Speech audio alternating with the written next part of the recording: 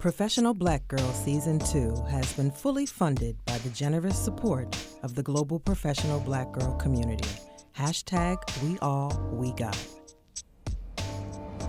SUNNI Patterson is, I'm an artist, mama and wife and healer and alchemist and magician amongst, a bunch of other things. I'm a servant, I will say, in the most divine sense of the word. What's more divine than to be able to serve, than to be able to give in the best way, but also to receive in the most divine way.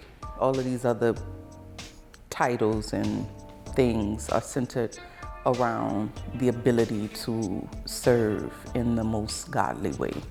Yeah.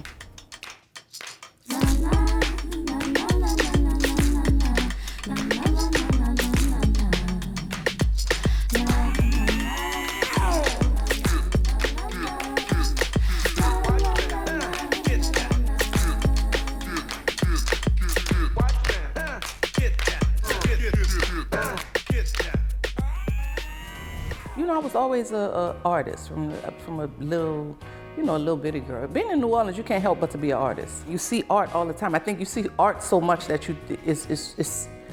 it's embedded. It's just in your genes. It's in your skin. You can't help it. You walk around, it's a horn playing. You walk around, it's a sound, a cadence, something. Indian chants and rap and everything else. But I think in elementary school was when I really started to write. I always used to paint and draw.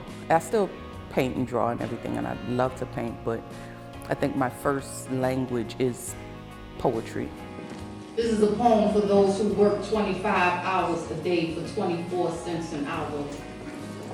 For those who trod the street, stress heavy, feet strapped with anguish, backs bent with burden.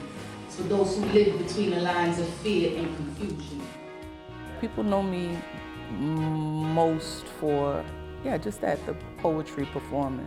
And performing with my children, probably. That's a big thing. And that's something that I never knew was a big thing, to have your children with you. You just think like, you got your bag, check. You got your shoes, check. You got the baby, check. You got your arms, check. You got, it was just nothing you thought about. So it's just like, come on, let's go, As a people in place, we've been super conditioned to think that pregnancy means stop, that children mean stop, that it means, oh, that's a vision you have, that's a dream you have, oh, you have to put that on hold. That's something, you can't do that. You have to raise a child. What do you mean? But what I know is that nobody benefits when a mother doesn't fulfill her dream. It goes against everything that is mothering, to me, you know what I mean?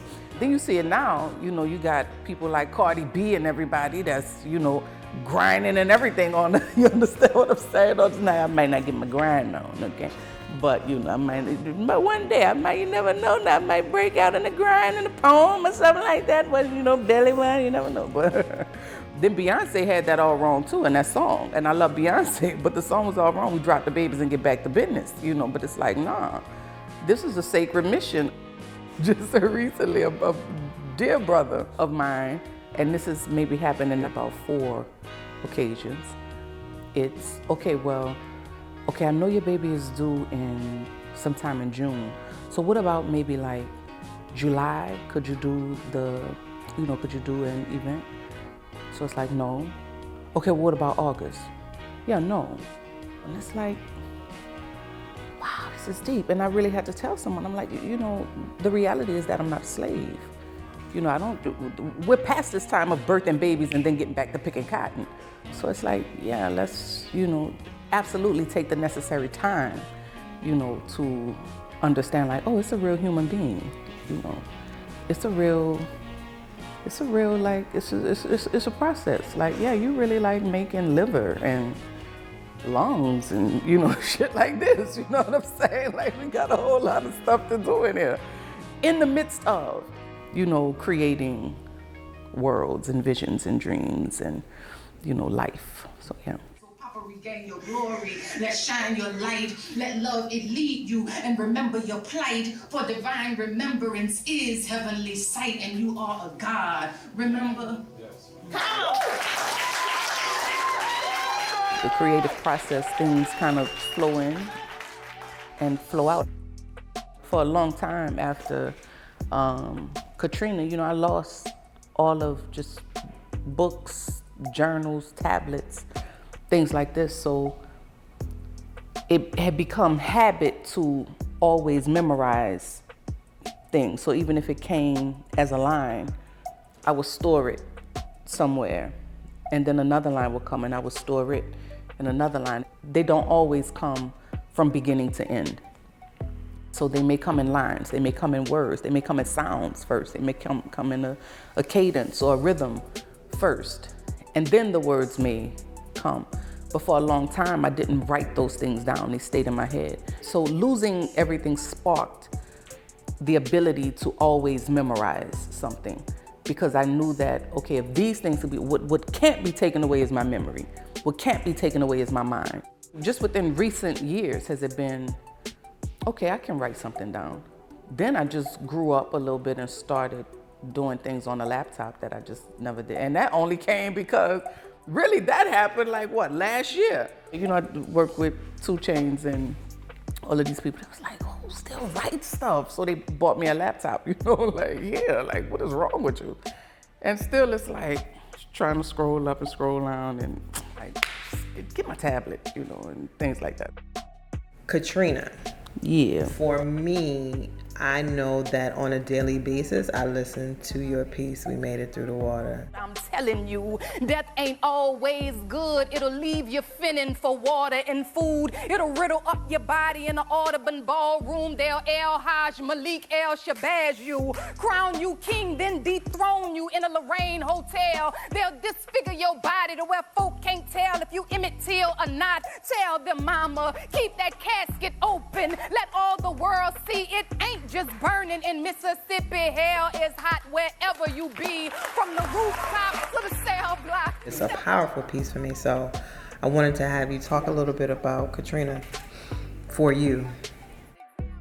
I remember being in Houston and looking on the news and seeing a stop sign and seeing the water.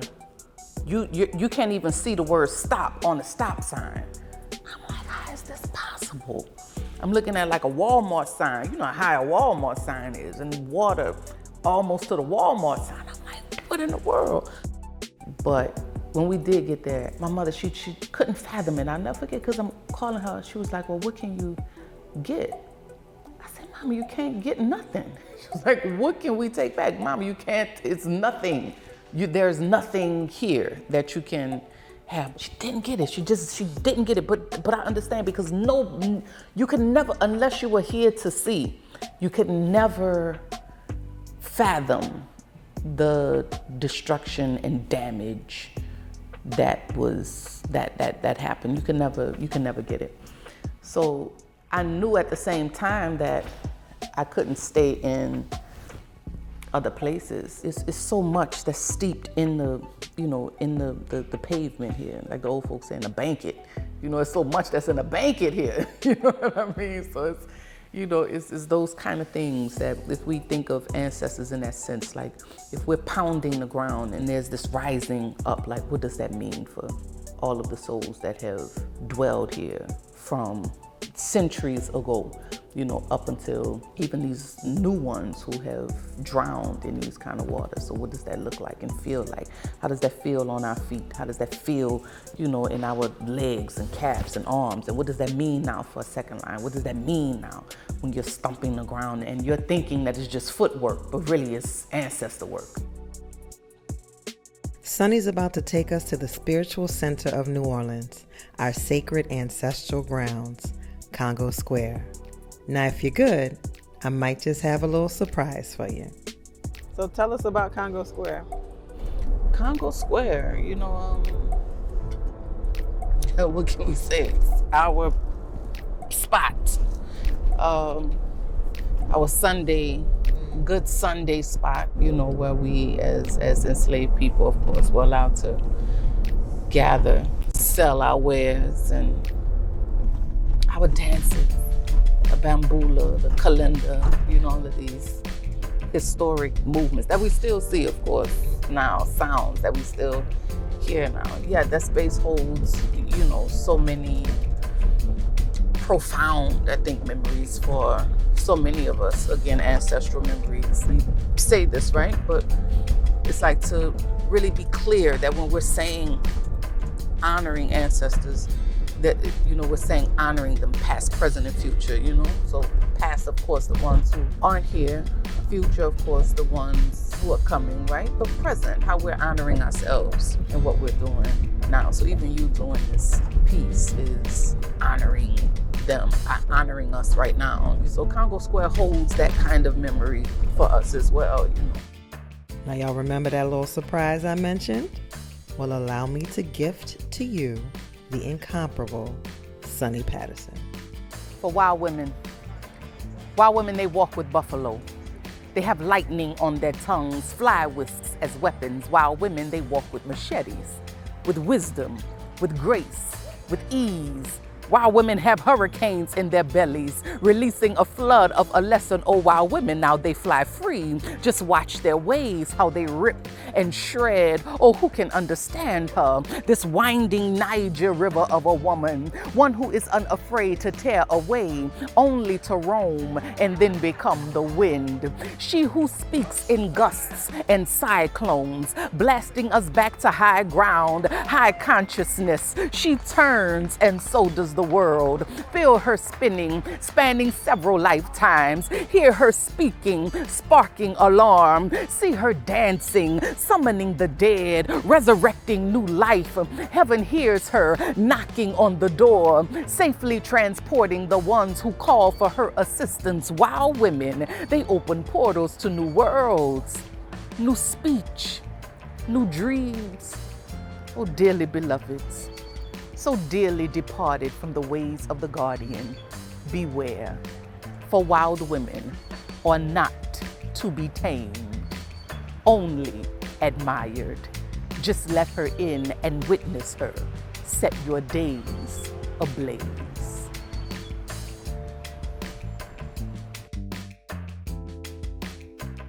Look, to quote myself,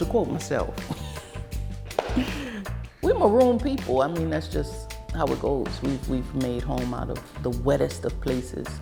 We've made home from the swamp to the high dry land. This is what we do, to create something out of nothing. And people can say, oh, that's women all over. But it's like, yeah, it is. But it's a special kind of something. It's a special kind of seasoning that's here. We take a funeral and turn it into a second line. You take everything that we've been given and make something that they've never seen before. That's a big thing when I look at it post Katrina, because I know what it's like to drown. You know what I mean? You know what it's like to drown.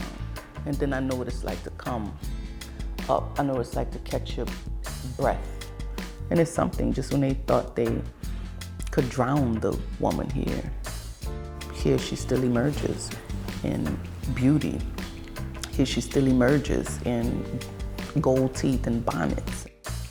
From finger waves to locks, from, you know, however it comes. It's like it doesn't even matter how it comes, right? The fact is that it comes. The fact is that it's here. The fact is that it's present. Even in the midst of deliberate murder, even in the midst of deliberate stealing and theft, here you are in all your glory and grandeur and all of your beauty and your ugly and all of this, you still found a way to survive. You're a magnificent kind of people, man. It gives me chills just when I think about it. You understand what I'm saying? Like, man, we're so magnificent that we don't even know that.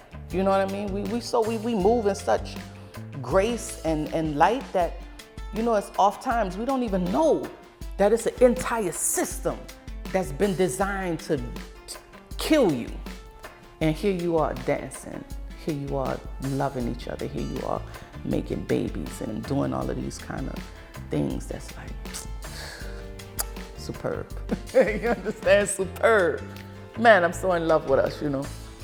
I am SUNNI Patterson, a poet, mother, healer, wife, and I am a professional Black girl.